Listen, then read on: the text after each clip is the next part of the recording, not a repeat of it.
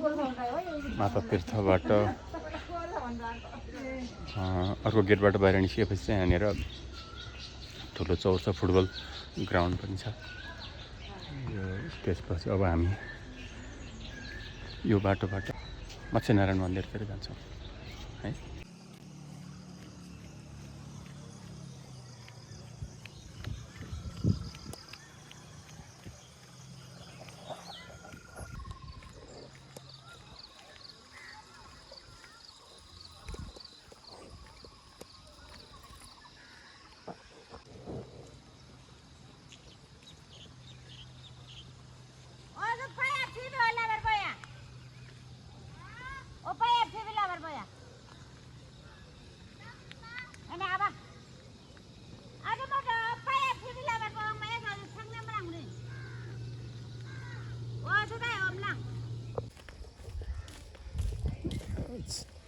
पाँच 6 किलोमिटर हिँडियो होला तैपनि आइपुगेको छैन गाइज। मत्स्यनारायणको मन्दिर ढाक्सी भन्ने बल्ल आइपुग्यो। बाटो टाढा छ तर तेर्सो बाटो हो, हिँडाइ ठिकै छ।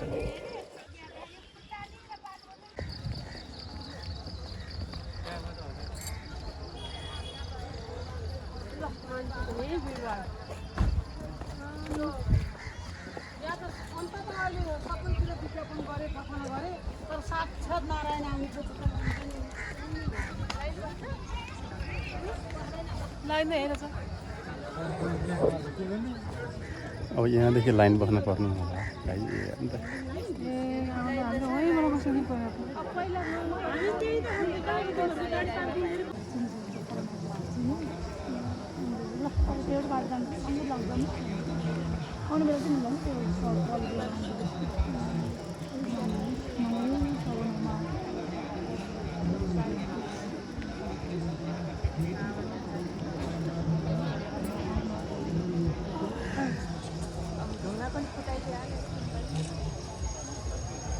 देखि बाँके जिल्लाबाट आएको छु। मेरो बाबुको टाउको अपरेसनको लागि सर दिदी आमा दाइहरू केही सानो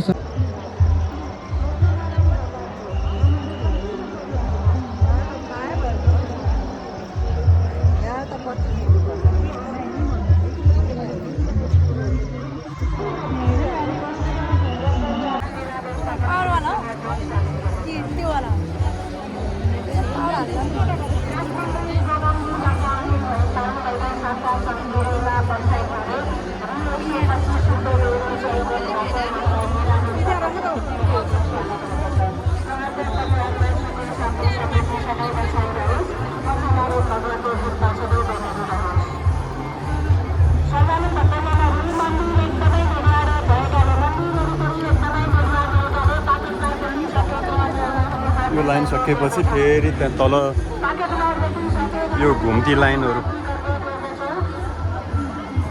लाइनहरू बस्नुपर्ने हुन्छ। कमसेकम 20 घुम्ती छ यहाँभित्र। 20 घुम्तीपछि बल्ल मेन मन्दिरमा प्रवेश गर्न पाइन्छ।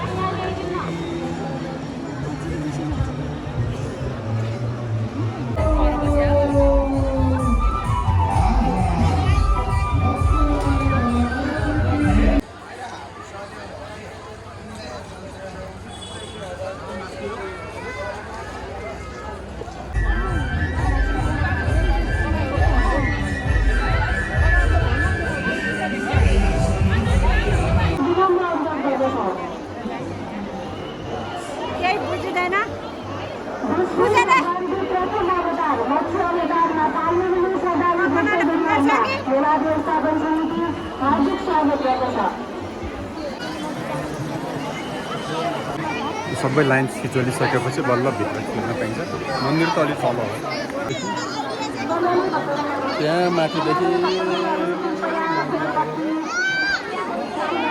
चाहिँ एकछिनपछि 1 घन्टा जति यो जामवालामा बस्नुपर्ने हुन्छ। बल्ल भित्र छिर्न पाइन्छ।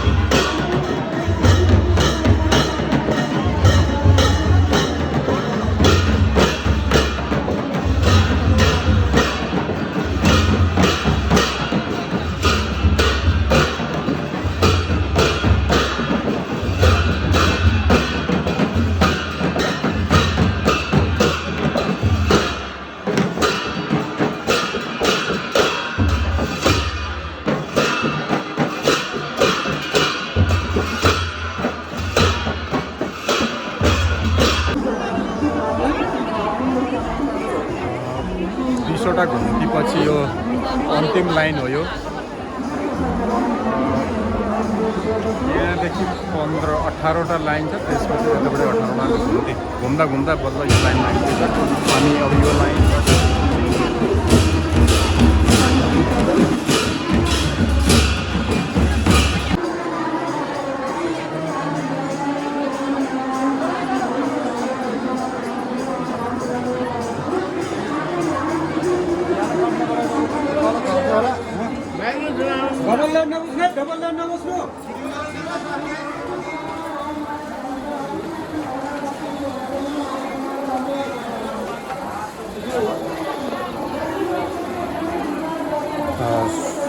सुरुङ मार्ग हुँदै अब मन्दिरतर्फ हामी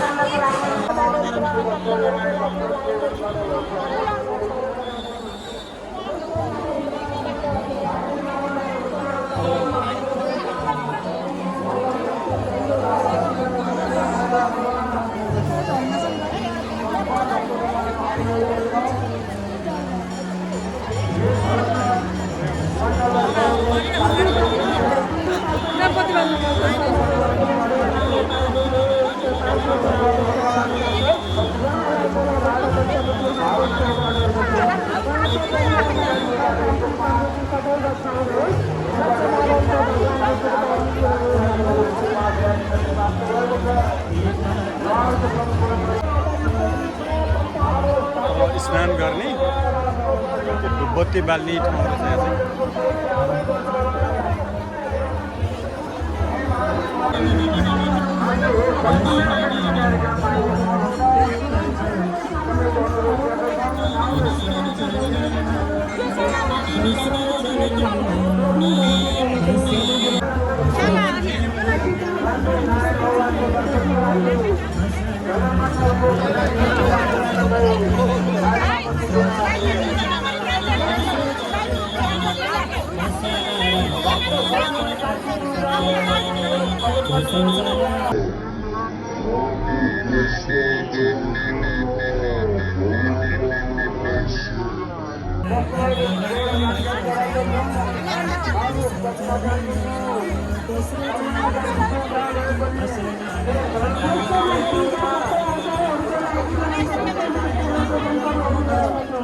अत्यधिक भिड छ। आज शनिबार पनि भएकोले होला जताततैबाट हजारौँको सङ्ख्यामा श्रद्धालु भक्तजनहरू आएका छन्। तपाईँले देख्न सक्नुहुन्छ त्यहाँ भित्र त एकैछिन पनि बस्न दिँदैन।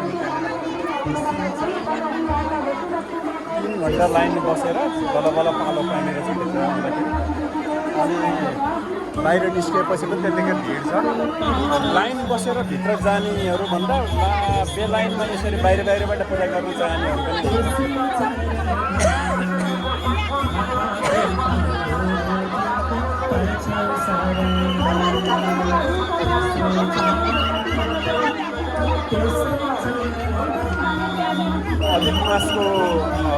अधिक मास पूजाको आज त 21औं दिन भन्ने चाहिँ लक्ष्मीनारायण पूजा।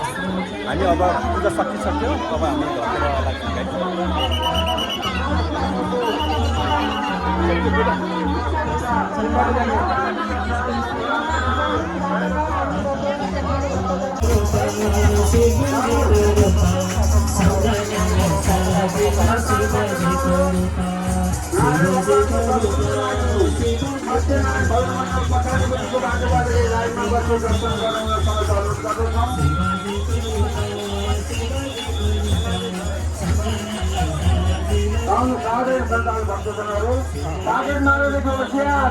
आफ्नो गरिकनाको सुरक्षा आफू गर्नुहोला।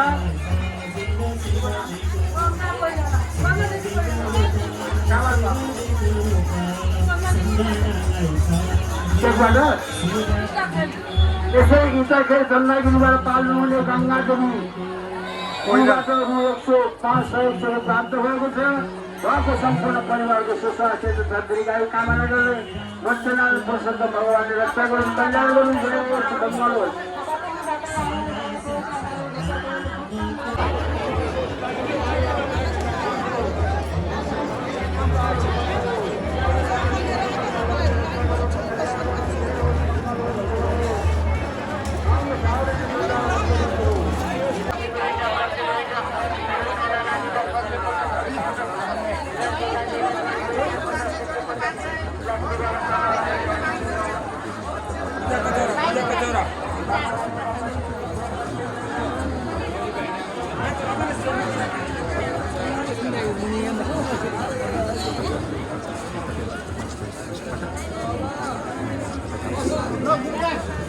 त्यहीको पछि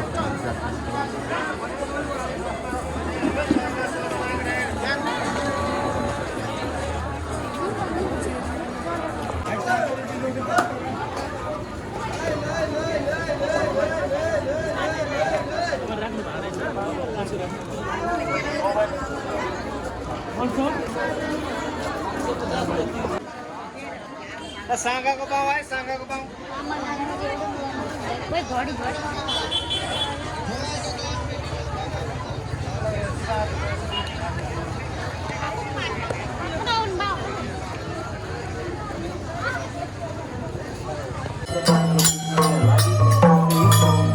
बिजुली चम्के जस्तो जादु गरे जस्तो गरी निको निको पार्छ। यो तेल लगाउनुहोस्, आफूलाई आनन्द भएको महसुस गर्नुहोस्। पहाडी मस्ताना